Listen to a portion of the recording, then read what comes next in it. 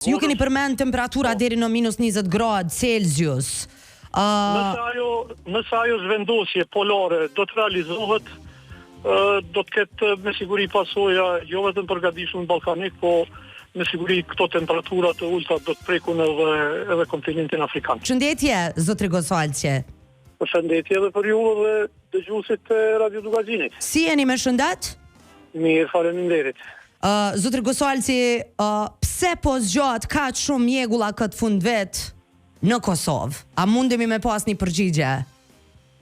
Rrjedhoje presionit lartë atmosferik që është duke mbretëruar në gadishullin ballkanik. Gjithsesi jemi në situatë meteorologjike të bllokut Omega quhet. Gjithsesi në Oqeanin Atlantik është ka zhvillime faktikisht presioni ulët.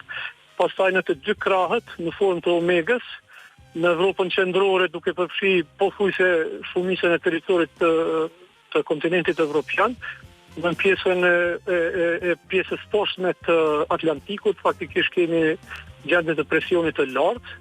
Dhe në situata të tilla faktikisht kur dita tani më është në pjesën më të shkurtë, faktikisht jemi gati në ekuinoksin dimror, që nuk kupton ditët janë shumë të shkurtra dhe netët mjaft të gjata dhe dielli ka humbur fuqinë të cilën e ka pasur për shembull në sezonën verore dhe pranverore. A është kjo mjegull diçka e zakonshme për këtë periudhë që po zgjat kaq shumë? Mos harrojmë që kem pas situata të tilla edhe në kaluamën. Po. Me vitet tona, muaj nëntor kishim një sasi të jashtëzakonshme të rreshjeve atmosferike në stacionin tonë ofruesin e shërbimeve të navigimit ajror kem pasur diku 125 litra për metër katror. Ishte muaji i dytë apo nëntori i dytë me sasinë e rreshjeve rekorde në 30 vitet e fundit, që në kuptonin tërë kjo lagështi dhe kemi parë informacione që edhe ujmblesit përgjatë Kosovës, përgjatë vendit tonë kanë filluar të mbushën. Do të thotë kjo pas asaj fatësie të verës që ishte në 3 muajin e kaluar. Dhe tërë kjo lagështi e cila dihet që bota bimore tani në pjesën e fundvjeshtës dhe fillimin e dimrit kalon në një situatë pasive, do të thotë nuk ka nevojë për sasi të ujit, për të ushqyer. Jo, në kupton që në këto kushte meteorologjike të presionit të lartë dhe mjegulla është shumë persistente. Mirë, ju keni përmend po ashtu që do të ketë borë, do të ketë temperatura ekstreme. Kur pritet konkretisht ndryshimi i motit dhe fillimi i borës në Kosovë? Apo flasim për pjesën malore të Kosovës, apo flasim edhe për qytetet e Kosovës? Në pjesën e dytë të javës së ardhshme, gjithsesi diku rreth datës 25 tutje pritet të ketë ndryshime, që në kupton kushtimisht do të ketë edhe rreshje të borës, të lehta të borës, në pjesët e larta, nuk përjashtohet edhe në pjesët e ulta. Zhvillimet globale që janë duke ndodhur, do të pritet ketë një zhvendosje të ajrit polar, i cili tashmë veç ka filluar të lëviz në pjesën e Atlantikut, gjithsesi diku në pjesë veriore të polare. Dhe unë edhe në paralajmimin që kam bë faktikisht në postimin tim përmes rrjetit të Facebookut, kam thënë që ky është një paralajmërim preliminar. Pritshmëritë janë që nëse ajo realizohet, uroj që mos realizohet, me që temperaturat do të jenë jashtëzakonisht të ulta. Normalisht asociuar edhe me rreshje të borës. Ju keni përmend temperatura deri në -20 gradë Celsius. Nëse ajo zhvendosje polare do të realizohet, do të ketë me siguri pasoja jo vetëm për gadishun ballkanik, po me siguri këto temperatura të ulta do të prekun edhe kontinentin afrikan. Sa rol ndodh që Kosova të përballet me temperatura kaq të ulta?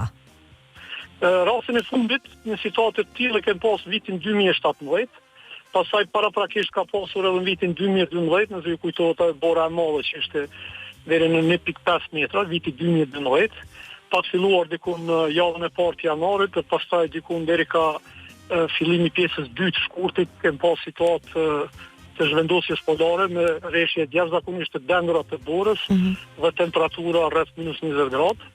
Ndërsa kjo zhvendosje polare fillimisht në janarin e vitit 2017 ka shkaktuar edhe janarin më të ftoftë ndonjëherë të motur në Kosovë. Temperatura mesatare në janarin e 2017 ka qenë 7.7 gradë Celsius.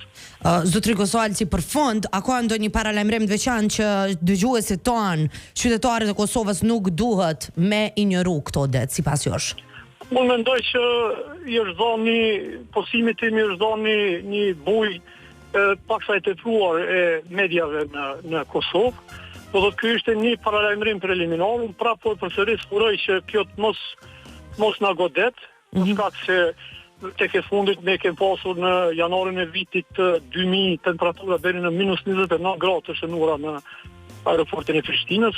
Pastaj, siç e ceka në vitin 2016 temperatura minimale prej -26.1 gradë Celsius. Dhe do të thotë këto janë gjanat normale, nuk është gjatë stinës së dimrit. Sido që jetë ne vazhdojmë vazhdimsi dhe përcjellim dhe poshtum me postimet e radhës, pastaj do të informojmë opinionin se për çka bëhet fjalë situata. Zotri Kosoalci, megjithatë ka pasur paralajmërime, do të thotë që muaji janar dhe shkurt i këtij viti në bazë parashikimeve afatmesme që bën nga qendrat e njohura meteorologjike, që mund të ketë një dimër paksa më të ashpër në krahasim me periudhën e 5 viteve të fundit. Ne do të jemi në kontakt patjetër për çdo informatë për më informuar dëgjuesit tanë. Zotri Kosoalci, faleminderit për kohën, shëndete të mira për juve. Faleminderit për mundësinë. Shumë faleminderit.